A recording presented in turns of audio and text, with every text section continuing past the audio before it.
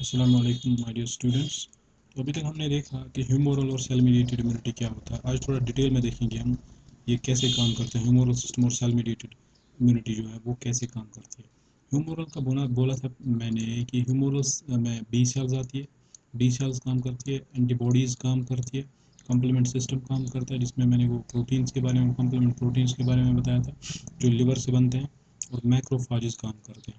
Cell mediated immunity में T cells काम करती है। टी सेल्स का मेन रोल है, मैक्रोफेजेस है, एनके सेल्स है, नेचुरल किलर सेल्स हम जिनको बोलते हैं। तो ये इसमें काम करते हैं। अब देखेंगे हम मैक्रोफेज इसमें ह्यूमरल सिस्टम और सेल मीडिएटेड में कॉमन है। अब अगर हम बात करेंगे कि ये कैसे काम करता है, हाउ डज इट वर्क। जब ह्यूमरल सिस्टम चलेगा तो सेल मीडिएटेड सिस्टम उस टाइम शट होगा, और जब सेल मीडिएटेड चलेगा तो ह्यूमरल सिस्टम उस टाइम बंद होगा। ये चीज़ आपको याद रखना है। अब हम एंटीजन की बात करेंगे। एंटीजन हमने डिनोट किया है इससे, जो ये डॉट है यहाँ पे, इसको हमने एंटीजन बोला है। और एंटीजन प्रेजेंटिंग सेल्स में आपकी यहाँ पे दो एग्जांपल्स मैंने बताई है, एक बी सेल बी सेल्स, और दूसरा है मैक्रोफेज सेल, मैक्रोफेज। ये एंटीजन प्रेजेंटिंग सेल्स जो एंटीजन को प्रेजेंट करते हैं, प्रोसेस करते हैं। सबसे पहले क्या होगा इसमें, ये मैंने यहाँ पे बी सेल बनाई है और मैंने यहाँ पे टी सेल बनाई है। टी हेल्पर सेल जिसको हम बोलेंगे, T helper cell, T cytotoxic cell, ये डिफरेंट टाइप्स है सेल्स की। टी हेल्पर सेल की अपनी टाइप्स है, T helper one, T helper two, इसको टी एच से डिनोट करते हैं, T helper two, T helper one. अब यहाँ पे आपको देखना है कि ये जो सेल है, A P C, antigen presenting cell, B cell जिसको हम बोलेंगे, ये एंटीजन को ये करती है, एनगल्फ करती है। एंटीजन को एनगल्फ किया, उसके बाद ये प्रोसेस करती है एंटीजन को, जो मैंने परसों बताया था आपको। ये एंटीजन को, ये एंटीजन है यहाँ पे, इसको ये एनगल्फ करेगी, उसके बाद प्रोसेस करेगी लाइसोसोम्स के थ्रू। अब यहाँ पे जो एपिटोप्स निकलेंगे, एंटीजेनिक डिटर्मिनेंट्स जिनको हम बोलते हैं, उनको एमएचसी मॉलिक्यूल्स के थ्रू फिर प्रेजेंट किया जाएगा। यहाँ पे जैसे ये एमएचसी मॉलिक्यूल बाहर निकला है और इसने ये एंटीजन को अपनी सरफेस पे प्रेजेंट किया है, दिखाया है। अब इस एंटीजन को रिकॉग्नाइज कौन करेगा, इस एंटीजन को रिकॉग्नाइज करेगी T cell, T helper cell. T helper cell एक तो इसमें ये टीसीआर काम करता है, टी सेल रिसेप्टर। जो टी सेल रिसेप्टर हमने पढ़ा है, टी हेल्पर सेल रिसेप्टर, ये, और इसका अपना रिसेप्टर है बी सेल का, जिसको बीसीआर बोलते हैं, बी सेल रिसेप्टर जो ये है। इसके अलावा भी इंट्रैक्शन के लिए सी डी मॉलिक्यूल्स चाहिए। ये सी डी मॉलिक्यूल्स है, इस पर अपना सी डी मॉलिक्यूल होगा, सी डी फोर, इस पर अपना सी डी फोर मॉलिक्यूल होगा। तो ये दोनों आपस में, ये दोनों सेल्स तभी आपस में कम्युनिकेट करेंगी। इसके अलावा यहाँ पे मैं बता रहा हूँ आपको कि सबसे पहले जब आपके पास बी सेल एंटीजन लाती है, एंटीजन को वो प्रेजेंट करती है किसको, टी हेल्पर सेल को। टी हेल्पर सेल क्या करती है उसके बाद, it secretes interleukin 4 and 5। Interleukin मैंने पहले ही बताया आप लोगों को, इंटरल्यूकिन आर साइटोकाइंस, साइटोकाइंस का डेफिनेशन भी बताया है मैंने आपको, ग्लाइकोप्रोटीन वगैरह सब।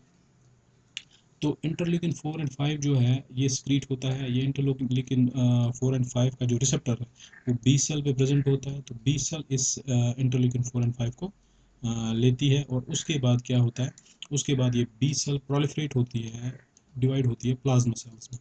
प्लाज्मा सेल्स में जब डिवाइड हो गई है, उसके बाद प्लाज्मा सेल्स से हमारी एंटीबॉडीज़ बनती है। So this is humoral system.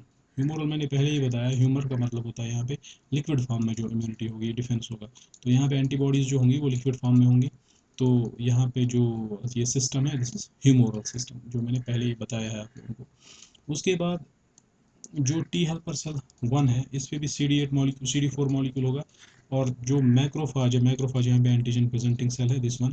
तो एंटीजन प्रेजेंटिंग सेल जो मैक्रोफाज है, एंटीजन को एंट्री देगी खुद में, मतलब इसको एनगल्फ करेगी, उसके बाद प्रोसेस करेगी इस एंटीजन की। एंटीजन जब प्रोसेसड होगा, उसके बाद ये अपना MHC मॉलिक्यूल बाहर निकालेगी, एपिटोप जो इसका एंटीजन का होगा उसको प्रेजेंट करेगी। और ये जो सेल है मैक्रोफाज, जब इसने प्रेजेंट किया एंटीजन को, टी हेल्पर सेल इसको रिकॉग्नाइज करेगी। टी हेल्पर सेल क्या करेगी इसके बाद, टी हेल्पर सेल इंटरफिरॉन गामा को रिलीज करेगी, इंटरफिरॉन गामा, INF गामा जिसको हम बोलते हैं, इंटरफिरॉन गामा जिसको हम बोलेंगे।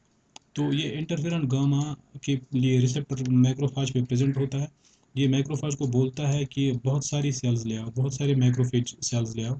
ये जो आपका टी इंटरफेरॉन गामा है, ये मैसेज देता है मैक्रोफेज को, बहुत सारी मैक्रोफेज लाओ, यहाँ पे हमारे पास एंटीजन्स बहुत सारे हैं, उनको प्रेजेंट करना है। अब जब मैक्रोफाजेज बहुत सारी आ गई यहाँ पे, बहुत ज़्यादा मैक्रोफाजेज आ गई यहाँ पे, उसके लिए बहुत ज़्यादा हमारे पास टी सेल्स भी होनी चाहिए। अब क्या होगा यहाँ पे, जो मैक्रोफाज है वो एक केमिकल रिलीज करता है जिसको हम बोलते हैं इंटरल्यूकिन 12, IL-12, इंटरल्यूकिन 12। ये इंटरल्यूकिन 12 जो है, ये इसके टी हेल्पर वन पे रिसेप्टर होता है इसका। टी हेल्पर वन पे रिसेप्टर जब है इसका, तो जब ये इंटरल्यूकिन 12 रिलीज होता है, तो ये जो टी हेल्पर वन का रिसेप्टर है इसको रिकॉग्नाइज करता है, और इसको रिकॉग्नाइज किया, फिर उसके बाद क्या होता है, इसकी वजह से, इस इंटरल्यूकिन 12 की वजह से इन सेल्स की तादाद भी बढ़ती है, क्योंकि टी हेल्पर सेल्स बहुत ज़्यादा बुलाई जाती है यहाँ पे, ताकि इस एंटीजन को कम्प्लीटली ख़त्म किया जाए। तो ये जो सिस्टम है हमारा, दिस इज़ सेल्यूलर सिस्टम। यहाँ पे सेल्स ने काम किया, यहाँ पे सेल्स ने काम किया अल्टीमेटली, और यहाँ पे आपके जो है एंटीबॉडीज़ ने काम किया, तभी इसको हम ह्यूमरल सिस्टम बोलेंगे, इसको सेल मीडिएटेड बोलेंगे। इसके अलावा मैं आपको और एक चीज़ बताना चाहता हूँ, आपको ये कॉम्बिनेशन याद रखनी है, ये combination MHC second plus CD4 plus T helper cell. इसका मतलब है टी हेल्पर सेल जो है इसके ऊपर CD4 मॉलिक्यूल होता है और MHC सेकंड मॉलिक्यूल होता है, और टी साइटोटॉक्सिक सेल जो है TC cell, T cytotoxic cell, इसके ऊपर CD8 मॉलिक्यूल होता है और MHC1 मॉलिक्यूल होता है। ये कॉम्बिनेशन आपको याद रखना है, इस पर क्वेश्चन ज़रूर आते हैं, 100% इस पर क्वेश्चन आएगा ही आएगा। तो इसके बाद क्या होता है, अब कैसे पता चलेगा कि ये ह्यूमरल सिस्टम चलाना है और इसको बंद करना है, वो कैसे बंद होगा।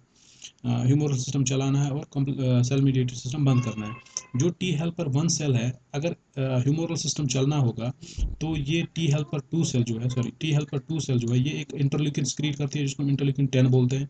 वो interleukin 10 T helper cell one पे अटैक करता है और इसको इंटरफेरन गामा रिलीज करने नहीं देता है। तो इस वजह से जब इंटरफेरन गामा रिलीज नहीं हुआ, तो मैक्रोफाज पे कोई काम नहीं होगा, मैक्रोफाज कोई काम नहीं कर पाएंगी।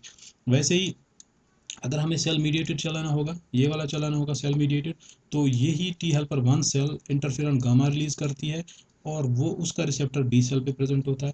बी सेल को ये ब्लॉक करता है, बी सेल को प्लाज्मा सेल में ये प्रोलिफरेट नहीं होने देता, और अल्टीमेटली एंटीबॉडीज यहाँ पे नहीं बनती है। ये इसका क्रॉस टॉकिंग है, क्रॉस टॉकिंग जिसको हम बोलते हैं। मतलब T helper two cell interleukin 10 release करेगी, और वो टी हेल्पर वन पे एक्ट करेगा, ये सिस्टम नहीं चलेगा, सेल मीडिएटेड सिस्टम नहीं चलेगा। इन टर्न अगर ह्यूमोरल नहीं चलाना होगा, सेल मीडिएटेड चलाना होगा सिर्फ, तो T helper one cell interferon gamma release करेगी, और वो बी सेल पे एक्ट करेगा, और बी सेल प्रोलिफरेट नहीं होगी और एंटीबॉडीज नहीं बनेंगी। तो ये था हमारा ह्यूमोरल और सेल मीडिएटेड में मोड स्विचिंग क्या होता है, मतलब ह्यूमोरल होगा या सेल मीडिएटेड होगा। Thank you very much.